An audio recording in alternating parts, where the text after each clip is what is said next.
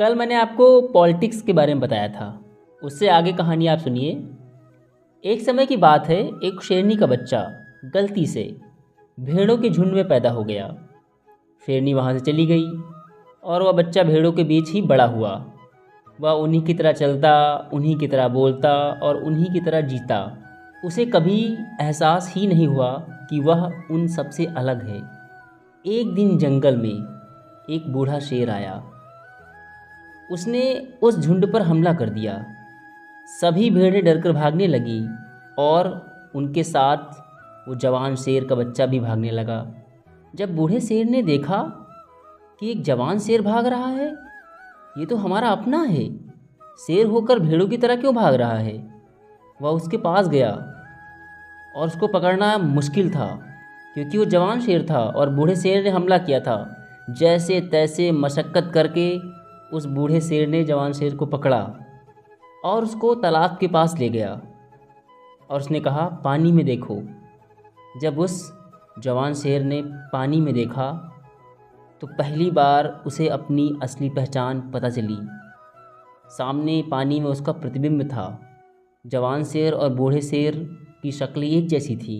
तब बूढ़े शेर ने कहा, देखो तुम मेरे जैसे हो, तुम जन्म से शेर हो, बस तुम्हें किसी ने भेड़ बना दिया। उस दिन से वह बच्चा बदल गया और उसने सारे बंधन तोड़ डाले। तो कहानी बहुत सिंपल है। यह हमें कहती है कि हमारे अंदर शेर सोया हुआ है, मगर धर्म, समाज, राजनीति ये हमें भेड़ बनाने की कोशिश करती हैं हमेशा। समाज हमेशा चाहेगा तुम एकदम दायरे में रहो, धर्म भी चाहेगा और पॉलिटिक्स तो बिल्कुल चाहेगी कि जो मैं कहूँ वो तुम मानो, भेड़ में चलो, अलग हटकर मत चलो। तो मैं तुमसे कह रहा हूँ कि तुम शेर हो, भेड़ बनने की ज़रूरत नहीं है। और अगर तुम भेड़ बन रहे हो तो 3 चीज़ें इसमें इन्वॉल्व हैं, धर्म, समाज और पॉलिटिक्स। तो मैं फिर से कह रहा हूँ, अगर तुम अपने आप को जाने बिना मर गए तो ये बहुत बड़ा दुर्भाग्य होगा। और जिस दिन तुमने अपने आप को जान लिया, कल की अर्थी उठने वाली अगर आज उठ जाए, इसमें कोई हर्ज नहीं है। अपने आप को जान लेना तभी मरना, ऐसे मत मर जाना।